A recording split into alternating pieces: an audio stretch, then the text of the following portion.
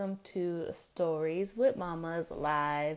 Of course, we're going to get our wonderful co host, Jasmine, on with us. Um,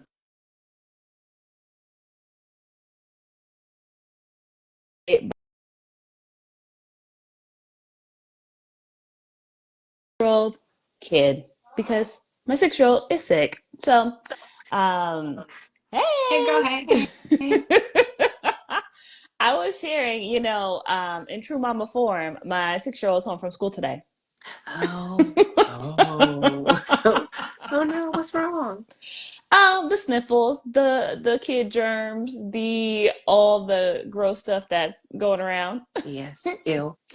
Yep, popped a little fever last night, and we were Oh like, we'll no. see. This morning was like 101, but he's fine. You'll probably hear him. But hey, I think that's appropriate because we're gonna be sharing his birth story today. He wanted to see what you're about to say about him on the internet. That's all it was. And look, I have told him in person, okay, the stories. They love hearing it. Oh, that's cute. Oh, all But yes, right. we got Jasmine, our co-host, and then me, Dr. Sha'Rose. Hello, hello. Well, today we are going to be sharing your birth story. You excited? You a little nervous? Not at all. The world needs to hear Yeah. it. Okay, listen. Okay. One of two because I have two beautiful children that drive me crazy. Um, but the first one, the first one or only one for you. But the first one, man, it really does just kind of you turn to a whole different person. Yeah, Yeah, and yeah, I'm excited. I know you got questions for I me. do. I do.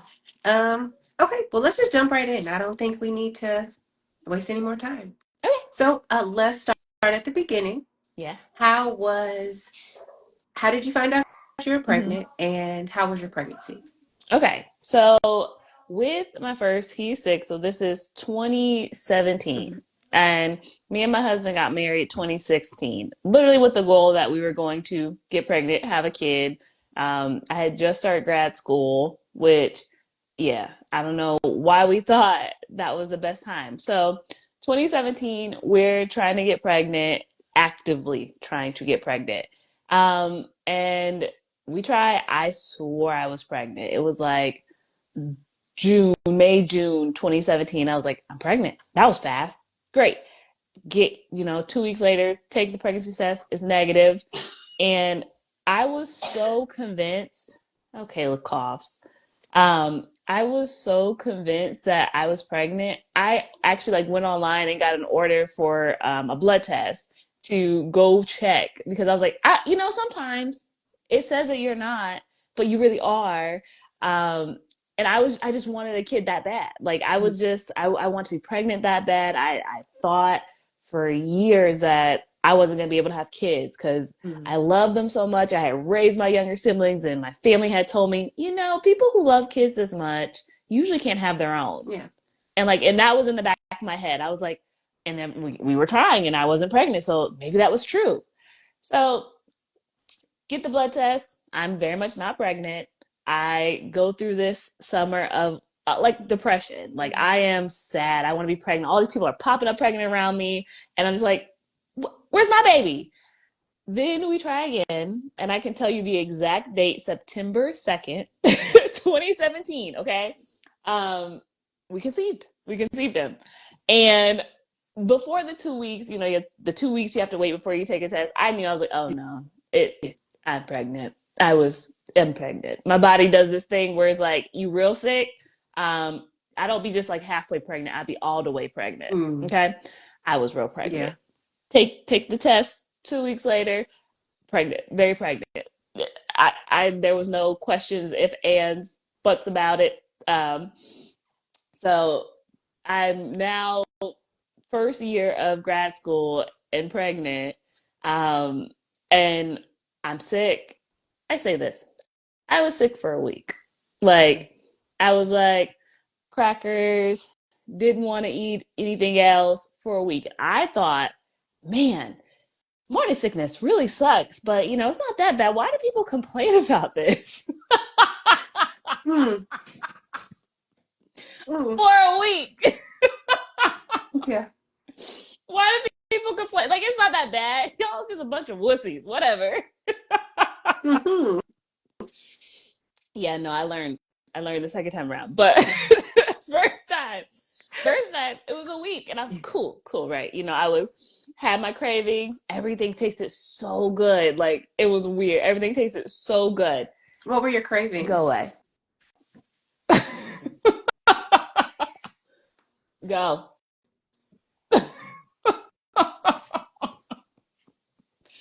Look, he understands. Okay. My cravings, it was crazy. The very like when I knew I was pregnant, and this was like 6 weeks, so early on. Green beans. We went to a friend's house, and these green beans, I swear to you, were the best green beans I had ever Hmm. tasted. Okay, and it was green beans with dried cranberries. Yes, I know. It wasn't deep white people. It's okay. Um, it was, but they were the best green beans I had ever. I was like, oh my god, these are so good. Boom, can I have more? Like I love them so much. Never Mm-hmm. ate green beans again after that. But like in that moment, they were so good. Mm. Like it was so good. Um, as my pregnancy progressed, my cravings were Dr. Pepper, Mm. which I don't even drink soda. Mm. I don't, and if I do, it's like a Sprite. It's clear, and I wanted Dr. Pepper and root beer, like Mm. the darkest, like syrupy, um, mac and cheese, but not just any mac and cheese. Don't give me that Kraft shit, okay? No, we don't want that My anyway. husband had to learn how to make like homemade cheese sauce. That's what I wanted. Yeah. um, Alfredo.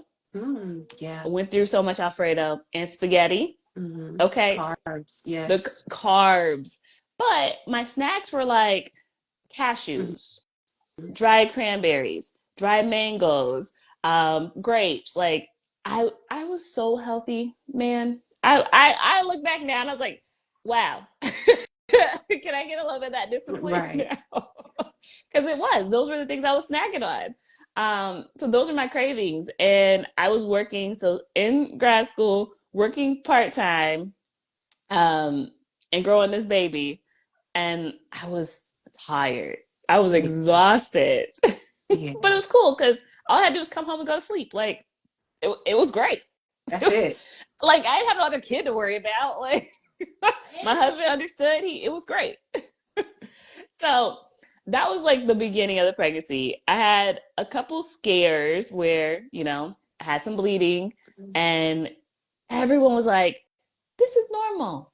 A little spotting, a little bleeding happens, blah, blah. But here's the one thing I will say, and I even now, after even a second pregnancy, I don't care how normal Yeah. it is. Yeah. I'm going to the Yeah. doctor.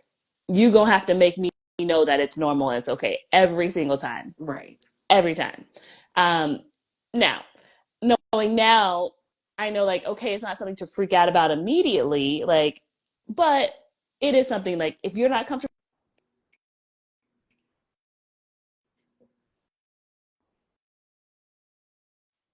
with the doctor, got the ultrasounds. He's fine. A little bean, just doing a little wiggle in their little form that they're in, um, and it's fine. We have no other scares. We go through the rest of pregnancy, and I mean, he treated me good, so good. Your girl was glowing, Okay. like I mean, skin popping. Booty popping, little basketball in the belly, like shape was all right still. Mm-hmm. Like it treated me so no stretch marks, okay? Until Oh. Oh. until the last 2 weeks of pregnancy. Oh, wow. I mean, it was great. I mean, and my body's prone to stretch marks. I got them on my butt, my calves. I don't care. But I was like, wow, man, pregnancy really ain't that bad. Why do people complain about this? Last 2 weeks, I make it to about now. I'm in grad school, going to school every other weekend. Mm-hmm. We're in Dallas at the time, so it's about 3.5 hour drive. Towards like the 35 week, 36 week mark, I'm like, okay, this kid's got to come out because like I got to go to school. Yeah. And I don't know what life's going to be like. He's got to come out. So my teachers are on alert. My classmates are on alert. Like, we don't know. I'm doing the things. We make it to 37 weeks. And I'm like, I'm doing all the things. I am walking. I'm eating pineapple core. I'm I'm this close from taking castor oil. I didn't do it, but I was this close. Yeah. Okay. um what else did I do? I was bouncing on that ball. I was using the breast pump for stimulation, like going. 37 weeks, nothing, seeing my doctor. Um, Now, during my pregnancy, though, I had made it very clear to my husband, like, I want a natural birth. I do not want an epidural. I am terrified of that needle. I want to, go as long as possible at home. Like, I was doing so much research on the birth. Like, you truly couldn't have I didn't care. Like, he wanted to do cloth diapers. That's cool. I don't care. He wanted to have whatever set up. Do not care. I was so worried about surviving this birth. Yeah. Literally was my I did so many birth stories. So many, like, okay, well, I can say no to this. My birth plan was 3 pages. Okay. Yeah. 3 pages. Um, and I shortened it down and put the important stuff in there, and I talked with my OB about it. But I was very clear. I was like, I don't want interventions. I don't want you checking me. I don't want people in the room.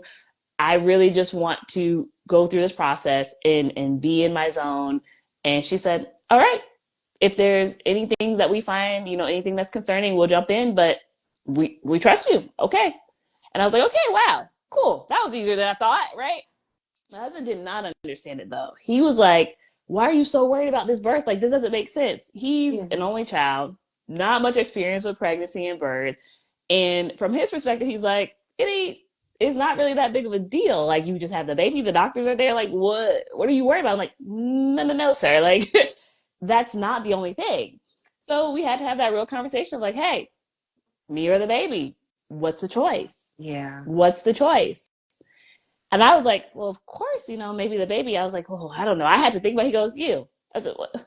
Wait. He goes, we could always have more kids, maybe, but like, I can't replace you. And Yeah. I was like, okay. That's when I know, like, oh, we're in it. Um, I get emotional. Why are you tearing up? Why does that make you teary-eyed? Because we shouldn't have to have these Yeah. conversations. We shouldn't Yeah. have to say me Oh, you're or the making baby. me cry now. Look at you. See? Yeah. Just thinking back on that being my first pregnancy and all the research I did so much research. I mean, that was Yeah. I truly did not prepare for postpartum. I was so prepared for birth. But to have to do that, to feel safe, to feel comfortable, to have Yeah. to prepare for a fight, to say, hey, if I can't say this, I need to know you got my back and you'll say it for me. Yeah. That was what I wasn't preparing for, this beautiful bundle of joy, that I should have been. I was prepared for a life or death fight. Yeah. And now looking back on that, I'm like, how? Yeah. How is this so normal? Yeah. So that's why I get emotional, because I'm just like, God, I did so much preparation, and I know there's so many other people out there Yeah. Yeah. who don't know that they need to, who don't know that they can, who don't know, any just pieces of the things that I did the research on. So it does make me emotional. I love to cry anyway. It's okay. It's okay. It's okay. We knew this was going to happen. I got my tissue box. Like, Listen, we're here. We're ready. you know what? Where's Okay. mine? Where? So Okay. yeah, 37 weeks. 37 You're weeks, doing all of the all of things. them. And then you said things started to shift at your last couple of weeks. So what happens? Girl, so I said, okay, I literally have to go to class. Classes are starting. I got to go to school the following weekend. So I'm going to stop everything, Yeah. because that baby needs to either come on a Saturday, or like he need to wait till the next Saturday. Like, we didn't have time for you to come in while I was on the road or away. Yeah. So it's literally, oh my goodness, it was Mother's Day. It was Mother's Day, and we knew we weren't going to travel anything. We had a great meal, and that night I had some of the craziest contractions. They had already started happening a little bit before, but I was like, I don't know. They kind of woke me up a little bit at night, and Mm, I woke up the next morning and I was bleeding a little bit and like spotting. Let me say spotting, and like the beautiful mucus plug had started to come out, but that had been happening for like a week or so. So I was at that point like 1.5 centimeters. I had let them check me. And so I was like, okay, there's a little bit of movement happening, maybe a little bit of mucus plug, but that can happen and not mean anything. So that Monday morning I go to the doctor. I was like, I don't know. Like I put on I put on my diaper in case my water broke, right? I was ready. I go to them and I'm like, I don't know. I feel like I could be in labor. And the nurse is like, you're walking in here like this, girl. If you were in labor, you would know you're right, in labor. It's like, right. well, but I thought, okay, sure, sure. They checked me. It's like, you might be at like 2 and a wiggle, Yeah. 2 centimeters in a wiggle, right? I'm like, okay, cool. So I go home and I'm like, well, at this point, I this baby needs to come out today or tomorrow, and I might be able to make it to school this weekend. Right. Like that's where I was at. But I was like, no, they said I'm not in labor. It's fine. It's cool. It's just me and my husband. We didn't have a doula. And I go home, I take a nap, and when my husband gets home that afternoon, I'm like, babe, we play some games. I'm just like, I don't know, these contractions keep coming, and I know they say I'm not in labor, but like, you need to go to bed just in case we have a long night. Yeah. He's like, yeah, yeah, you're right. So I try to lay down. He lays down. The moment I try to lay down, Mm, the moment I pop back up and I'm just like, I gotta move. I gotta go to the bathroom. I try to lay down again. Same thing. Pop back up. I gotta move. Gotta go to the bathroom. He's knocked out, as he should be. I told him, get some rest. Like, there's nothing you can do for me now, yeah. right? You do the things they say, if you think you're in labor, get in the bathtub, take a shower, go to the bathroom, have some food, drink some water. I'm doing all that. And every time I sit down and be still, the contractions get worse. Mm, And so I'm bouncing on my ball. I'm just like, I don't know, but they said I would know if I was in labor. This feels like labor, but I don't know, yeah. like all these things. I don't know. And then it gets to a point where I'm just like, I just want to be on the toilet. I just want to sit on the Mm, toilet. It's so comfortable. I'm like, this don't seem right. yeah. Bouncing on my ball, and I get my husband and say, look, babe, I think it's time. I don't know if this is real, but I Yeah. think it's time. He's like, okay, well, let's go. We already packed the bags. We're ready to go. We get in the car, and it's the longest drive from our house to the hospital. And mind you, it was probably like 15, 20 minutes Mm, because at this point it's like midnight, 1 o'clock, 2 o'clock in the morning. Because if you don't know, that's when babies decide they want to do stuff. yeah, of course. Okay. I'm 38 weeks at that point. So in my head and everyone else's head, it's like, it's your first baby. You're probably going to be late. There's no way you're in labor. That's what everyone keeps telling me. Get to labor and delivery. They're like, here's some paperwork. Now, I had already registered at this hospital, but for some reason that means shit when you get there. I do not understand this Mm-hmm. because you still get more paperwork. Yes. What is the point of registering? Anyway, I get frustrated because it doesn't make sense. It doesn't. Not. Get there, they hand us paperwork. I'm filling stuff out. My husband's filling stuff out too. I'm literally on the counter going through contractions, coming back up, filling out the rest of it. And they're like, okay, well, we got your birth plan. You don't want us to intervene. If you're not far enough along, like dilated, we're going to send you home. And because I'm sitting there standing and walking in, they're like, you can't possibly be in labor. You're only 38 weeks. They check me and I'm 5 centimeters dilated, which from literally 12 hours ago, I was only 2 and a wiggle, Right. right? So something's progressing. They're like, oh, you're staying. Yeah.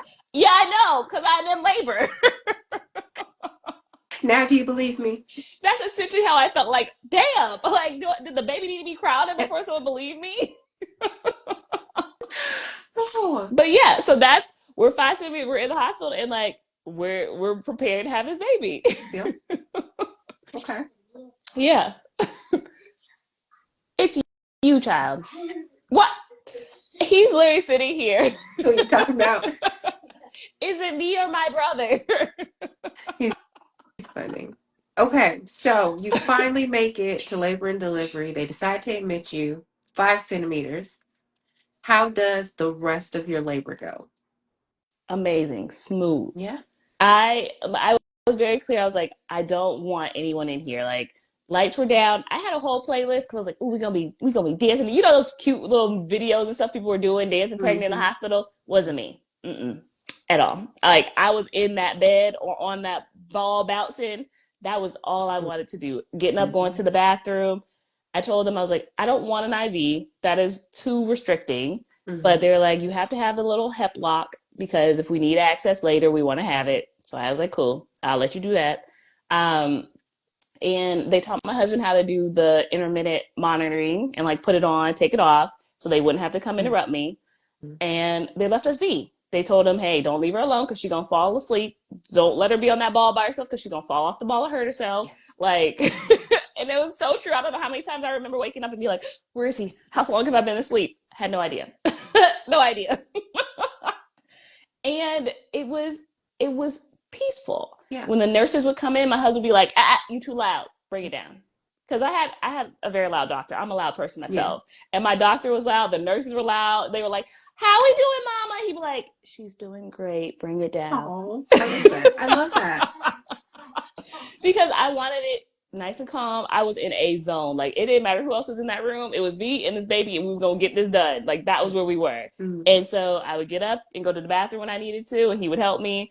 Um, and it was about, at that point it was like 3 a.m. By 7 a.m. I was like, okay, I want you to check me because one, I don't know, like, is it gonna motivate me or is it gonna, make me upset and demotivate? I don't know, but I just need to know. Yeah. So they come in, they check me, and they're like, you're at 7 centimeters.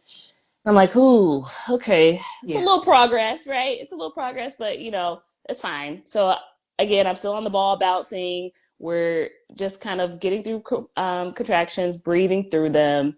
I'm passing out, sleeping because I'm tired at that Yeah. point. My biggest thing was like, I wanted to eat, and I was like, our bag was packed with snacks because like, you're not gonna tell me I'm not gonna eat. Right. And I said, I'm hungry, babe. I need something. He gives me this Nutri-Grain. And I took the smallest little bite of the corner. And that was it. That was all I did because I really thought I was going to throw up if I ate anymore. Oh, But I was so determined. You're not going to tell me I can't eat. right. But I didn't even want Yeah. to. Yeah. So it's probably like midday, and I'm like, my doctor's not there. She's like, you told me you want to do this. I don't have a reason to be here. The nurses are taking care of you. You don't even want them in the room. Like, everything's going fine. Baby's being monitored. You're good. She wasn't even at the hospital. She was getting her hair done, actually. We found out later. Uh-huh. Mm-hmm. I'm So, dead. so middle of the day, morning, I'm like, break my water. Because they checked me again. And I was still at like that 7, 8 centimeters. And I'm like, okay, Yeah. break the water. I know it either will progress or I might Yeah. stall. But at this point, I've been having these contractions. I'm getting real tired. I cannot do this for the rest of the Yeah. day. They break my water, which, y'all, I don't know if you know, but that's a lot of water. Like, and it doesn't stop. Like, it's a lot. Like, it gushed, and I said, oh, God. And I said, oh, there's more. Like, there's so Yeah. much. I did not know that. Me I'm either. so glad that didn't happen at my house or in my car. Yes. You and me both. So they break my water. Immediately, the nurse doesn't leave the room.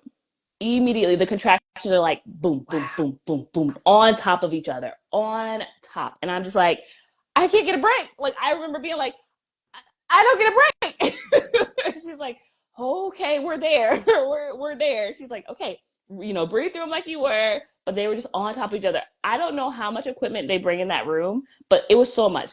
The moment she said, I'm not leaving, there was just like nurses and things Mm-hmm. and like lights that I had not seen before. Yeah. It was wild.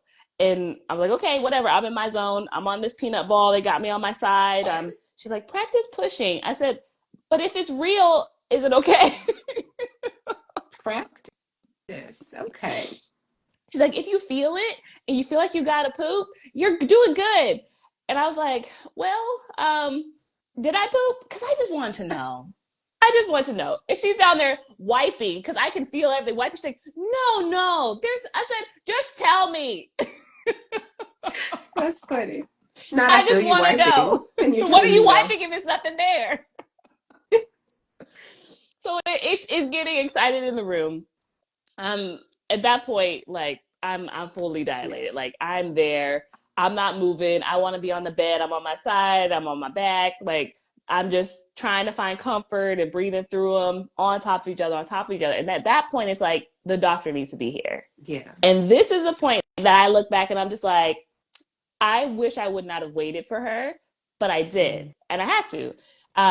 And so now I'm pushing this whole time because if it's there, I'm pushing. No one's holding the baby, and no one's telling me not to do it.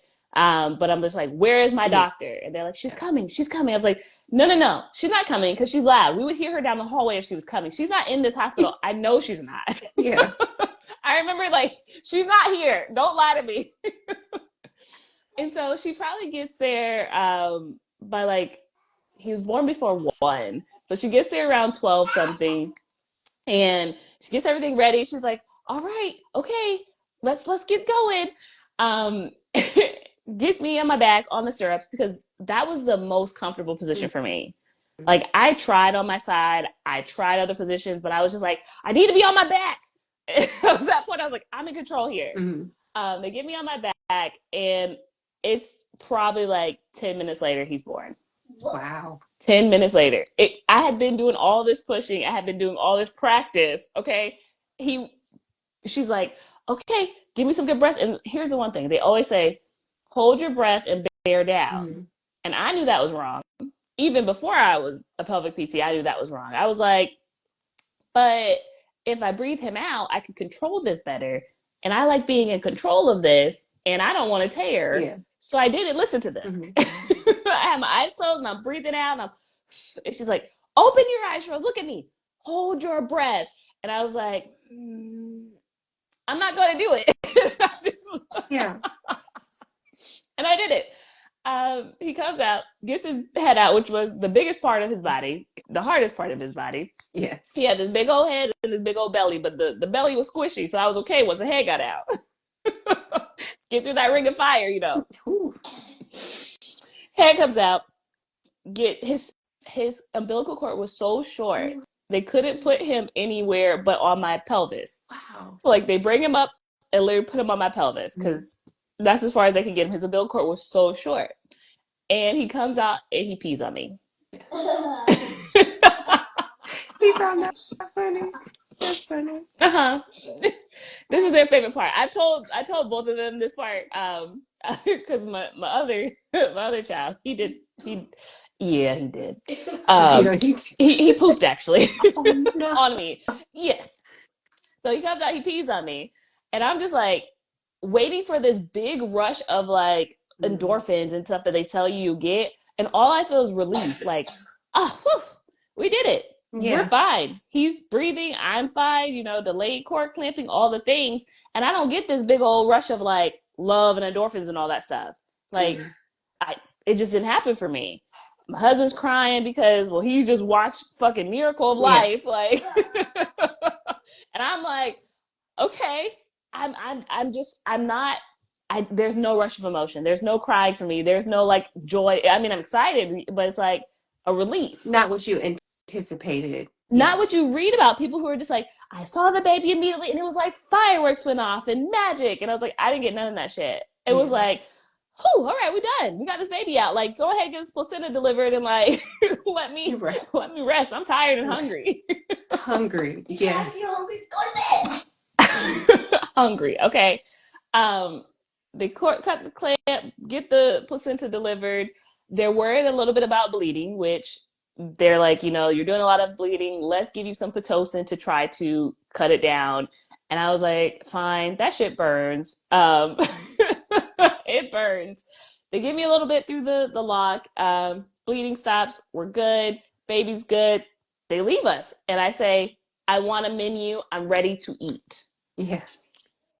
And I remember that meal. It was a chili cheese dog, chili cheese fries, and a Dr. Pepper is what I Ooh. had for my first meal. It was I great. was ready to eat. Oh yeah. It was the best thing I had had. I believe it. Because it had been how long since you last ate? I ate dinner. So it had been over, like, at that point, I don't know, 16 hours. Mm-hmm. Yeah. Yeah. Yeah. And it was daytime outside. I didn't know still because it was so dark in that room. I opened the shade and said, oh, it's still light outside. Coming back to reality is different. Because you do kind of, it is almost like you enter into a different dimension when you're in Yes. labor because you do have to focus. And I did. I remember I went to the bathroom while we were waiting to be transferred to mother baby part of the hospital. And I come out, the belly's so floppy. I'm like, look at it, it's so jiggly. I'm t- I'm t- That was my way of coming to terms with what my body looked mm, like. Like, it was so jiggly. It was still, I looked like I was still pregnant. And it was mm, just so crazy. The nurse was coming out. She's just like, okay, all right. But that was how I, came to terms with it. yeah. So yeah, that's his birth story. Okay. Looking back at it, I know you mentioned not waiting for the doctor, but was there anything else you may have wanted to do different? you know, with him, probably no. That honestly was probably I would not have waited for the doctor. I did have a small internal tear that she just like pressed on to get the bleeding to stop. So I didn't need any stitches or anything like that. Um, with I would not have done anything different. The nurses, they left us alone. That was the biggest thing. Like looking back, that was the biggest thing where I was just like, why did I wait so long for her? Why was I not just like, I'm gonna Yeah, start pushing? yeah, Though things were fine, though it wasn't like I was holding anything or, not even practice pushing or whatever, that would have been the biggest thing because he probably would have been born yeah. sooner with as few pushes as I did when she actually came in. So I would say that's probably the only thing.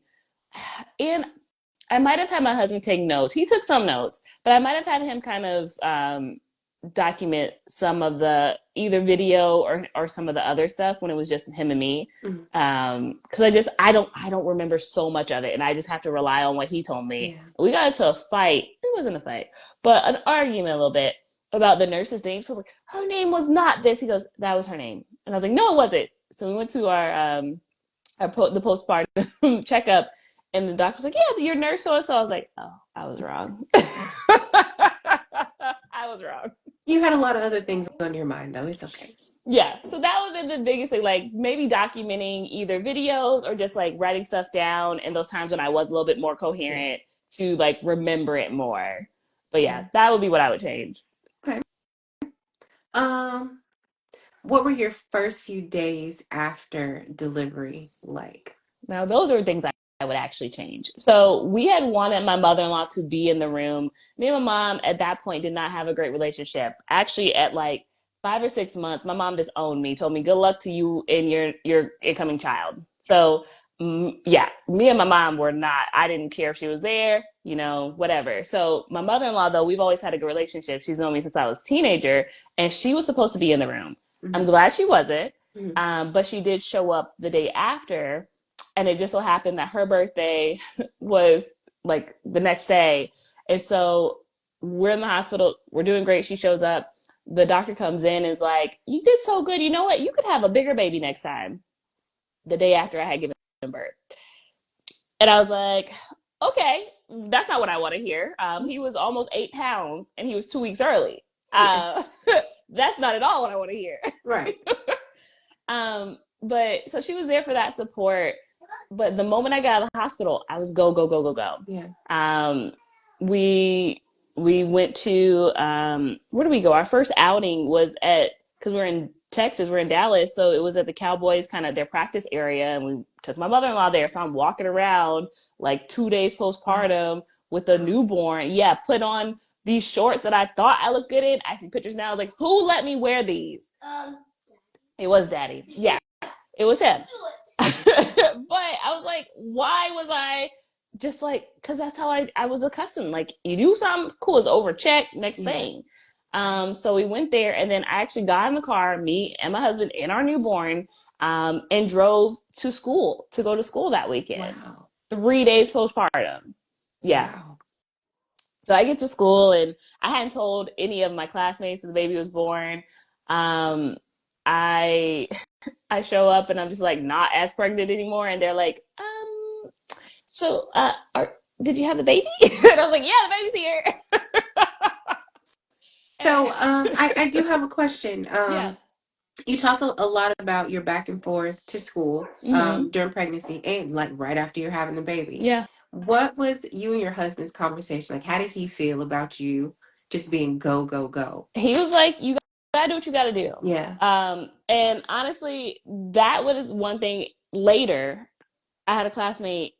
She did not have as easy, right, of a pregnancy as I did and or delivery. And I wrote a letter to the not director of our program, but like to the actual director of like the whole school system. And I was like, you have a Title IX problem on your hands here. Because the reason I felt like I had to go to school that weekend, the reason why my other classmate who had a baby felt like they had to go to school that weekend is because we didn't get excused absences. If we Mm. missed that weekend or a certain amount of hours, we would have to jump back a whole semester Wow. and lose a whole semester. And because when we came in, they had switched the program, so we actually would have to go back 2 semesters because there wasn't anyone right below us, and that would have put us back a whole year and a Yeah.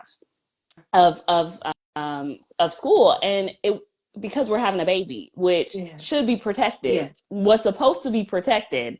But if I went to a wedding and I missed, it was okay. It was Really?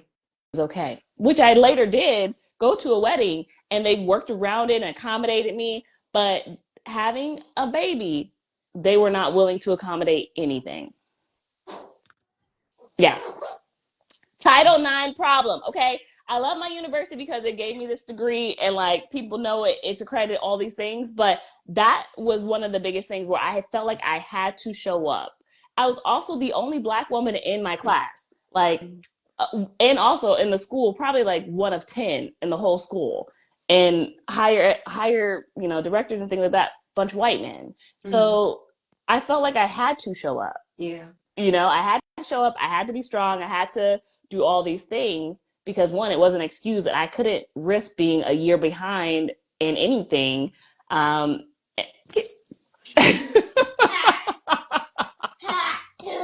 so yeah, so that, but he, and so my husband, like, while it wasn't great, our conversation were like, babe, I gotta do it. How can we Yeah. do this? And so it was like that first weekend, they came with me because we were breastfeeding and we were just still figuring life out. And then after that, when I would travel, he would stay with him and I would go by myself and I would pump and bring back the milk. And he would be solo parenting every other weekend. Yeah. But we had to do what we had to do until I was graduated out of this program.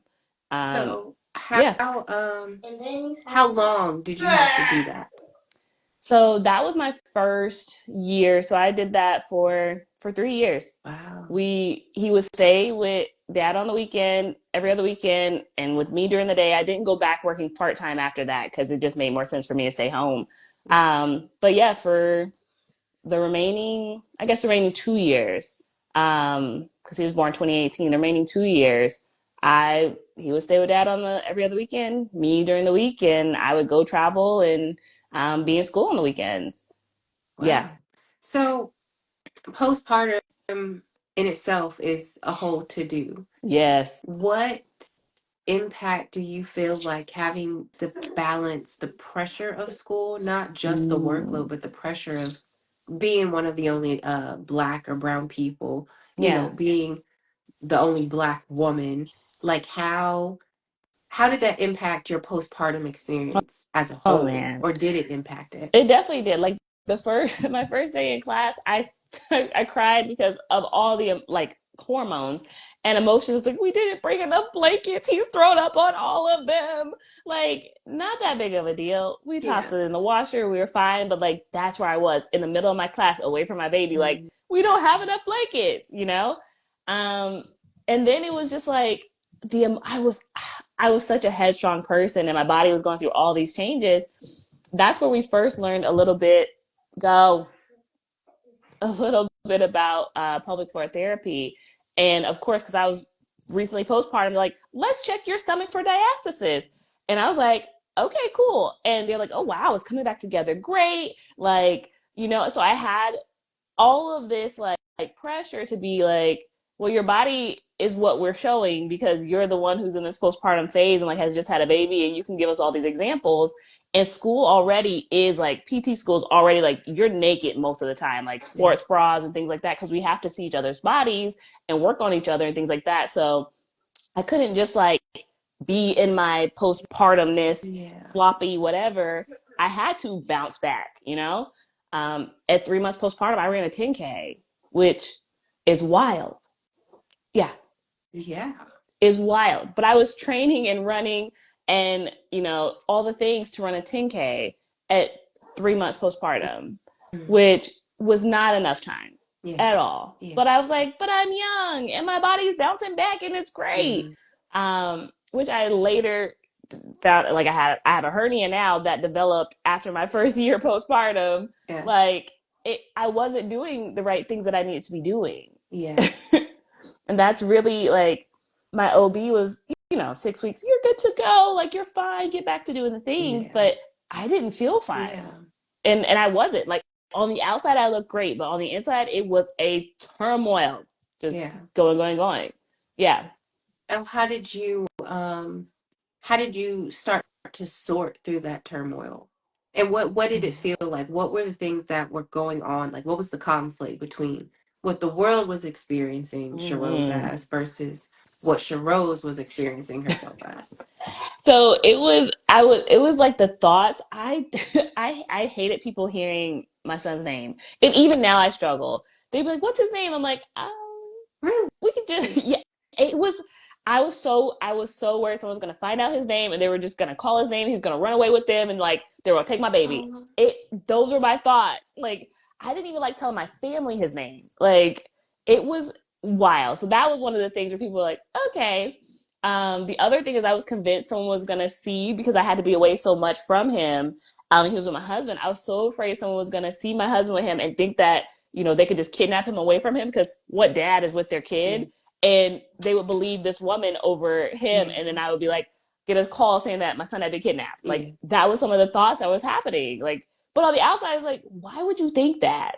But Hmm. internally, I was just like, oh my God, I gotta be so careful. We can't go anywhere. We gotta be safe. And like, that kind of turmoil. Yeah. Yeah. So, how did you deal with those things? Like, did you ever talk to your partner about it? Did you Oh. end up talking to a doctor? So Or I, did you I Sha'Rose your way through it? no, I sure rose my way through a lot of it. I journaled through a lot of Mhm. it, but I did talk to my husband, because I was just like, you see me and you think I'm okay, Yeah. and I am not okay. There was this moment where we were like, we went back to see family, and he said, "Man, things are back to normal," and I was like, How far postpartum were you at this time? 4 months postpartum. 4 months. And at that point, I sure rose my way through it. I had put on a good face and brave face for my family. But I was like, you think things are okay? Yeah. What? What am I saying to you? Because I'm not okay. Mhm. Like, I am so concerned about these things. I'm so worried. Like, what? So that was the really first deep conversation where I was like, the support you're giving me is great, but I need more. I need to look different, because I'm not okay. Mhm. And that was kind of how we started working through it, of being like, I need you to understand that I try to do stuff because I've had to do stuff, Mhm. but I need you to understand, like, and tell me when to not do that thing when it's a Yeah. bad idea. Yeah. Um, because yeah, I would try to be strong because I had to, Mhm. and I would try to show up for people, because who else is gonna show up for them? But no, that's how I got through. Was like, I have to tell you that I am not okay, and I need you to understand, like, it's not necessarily you, but I need you to step in and help me and us be okay. Yeah. Yeah. So after y'all had that conversation, did was he able to understand the way that you needed him? Better. I would say it Mhm. was better. We The second time around, we we really hammered it in, Yeah. but it was better in that time, to where I could at least say it. Yeah. I could at least show it, and that was the biggest thing, because I feel like I had to hide so much of it. Mhm. Um, but yeah, so it got better. In postpartum, it's forever. Postpartum is forever, but also like postpartum just experience and recovery. I was breastfeeding up until nine Yeah. months with um, my oldest, and like, that was alone like a mental game Yeah. itself. And I did it for so long because my husband wanted us to go to a year, and I was okay being done at like 6 months. Once he got on solids, frankly, I was ready to, like, he don't need this breast milk no more. Like, Yeah. he loved that solid food way more. Like, you see how he fuck up the avocados? Okay. Period. Give me my boobs back. Exactly. And so that was a conversation we had to have where I was like, mentally, I can't keep doing this. Like, it's taking so much out of me to have to pump and freeze this milk and travel with it. And he is Yeah. okay. Like, he, at this point, is eating oatmeal and rice. Like, he's okay. Yeah. You need to be okay with like 12 months is a great goal, but he's telling me he's done. Like, he ain't interested in these boobs no more. Okay. Like, he pulling away. He bit me one time. That's enough. Okay. So yeah, that was a conversation we had to have where it was like, I'm not doing this because you want me to do this. Like, I physically and mentally cannot do this anymore, and you have to be okay with that. Yeah. Um, and he had to be, and he was, and he didn't like it, but he was okay with it. And we had Yeah. to have that conversation. Um, but yeah, because it was too much of all the things that I'm trying to do, Hmm. survive, right? That was not. It was okay. Yeah. Yeah. Yeah. And you had a lot on your plate. So yeah, absolutely. Um, okay. So it looking back at it now, you can see you were dealing with some postpartum anxiety, and rightfully so. You were Hmm. doing a lot. Um, did you ever sit down with a doctor or a therapist and talk about these experiences? No. No, I didn't sit down with a therapist until after my second kid. Yeah, Hmm. I did not. And I knew I needed to. I wanted to even, but the idea of it was so terrifying. Like, was like, well, what if I tell them all these things and they're just like, wow, you're crazy, Hmm. you're not fit to be a mom. Yeah. Like, those were some of the fears, right? Some of that postpartum, those thoughts where it was like, I can't tell anyone this. Like, what will they say? What will they Absolutely. do? So no, I didn't. Yeah. Yeah. Okay. And that is a real fear. Hmm. I think that a lot of moms had. I know I had them. Yeah. Um, if you could help a mom that is expecting about to have, their first child, or even a mom that's about to Hmm. do this again, um, what advice would you give about preparing for labor and delivery? And what advice would you give about entering that postpartum phase? I would say the first thing I would say is do your Yeah. research. Look at the scary stuff. Look at the stories, the birth stories that don't go good. Look at Yeah. the ones that do go good, because that can be the case. And for me, it was the case. But look at the ones that don't, and know what you would want to do in that situation. Look at the ones that do and be like, how can we make that our life? Be very open with your providers, whether it's a midwife, an OB, a doula. Be open with your partner, because that was how I was able to just be like, I don't care what these doctors say. If I'm saying this, you need to back me up on that. Hmm. Um, that was like the first step in preparing for birth. And truly don't think that your doctor has your best interest at heart. They Yeah. do. Now they do, but know what your best interest is and make sure Mhm. that what they're saying aligns with that. Yeah. Because sometimes they just have the best interest of any parent or any mom who's birthing, not specifically for Yeah. you. So do the research, because I definitely had a friend who was pregnant around the same time and she did no research. Mm. Was like, I'm just going to show up. These doctors know what they're doing. And she didn't have a great experience. And that's just, it's far too common. Mhm. The other thing I would say is, um, well, talk to someone, Yeah. please. Like, talk to someone, work with someone, pelvic birth therapist, mental health specialist, chiropractor, like doula. These people truly are there. And at the time, I was just like, I can do this on my own. I know so much information, and that's true. But there's so much capacity that you Yeah. have. If you can outsource and someone else can be that person for you, let them be that person for Yeah. you. Um, that's what I would say to prepare for birth. Do a birth class, do hypno babies or things like that to kind of help with breathing. Like, make sure you really do that research. And then in preparing for postpartum, know what comes next. Like, know what stages of recovery, a phase of recovery look like. Mhm. Know that your body doesn't truly recover until like 2 years after you've had a Yeah. baby. Like, that is what I would say. And don't think you're supposed to jump back into everything you're doing. Like, you're not just deconditioned from stuff. Like, you are truly recovering. Your body went through a trauma. It went through a change. Mhm. You need to fully start from the beginning and work your way back up to some of the stuff that you were doing before. Yeah. Whether that's exercise or just like household stuff or just out and about type things, you have to take that time. That Yes. would be the advice I would give. Okay. I think that's great advice. Well, I thank you for sharing your story with us. I know it's not always easy rehearsing these things sometimes, but Yeah. that's what we're here for, to have those difficult conversations so other moms know what to say, what to do, how to speak up and advocate for themselves. So thank you. I appreciate it. Thank you. And All of my love. honestly, I am so glad that we're doing this because I haven't I haven't talked through like that full start to finish of, from conception until birth and postpartum, and then even now, like he's 6 and he's been running around and doing stuff and has a fort over on my couch happening right now. Like, like that's our this is our life, but yeah, like to look back and share the story, there needs to be a space for people to do that. So if you want to share your birth story, y'all, please Yes. send it to us in our email.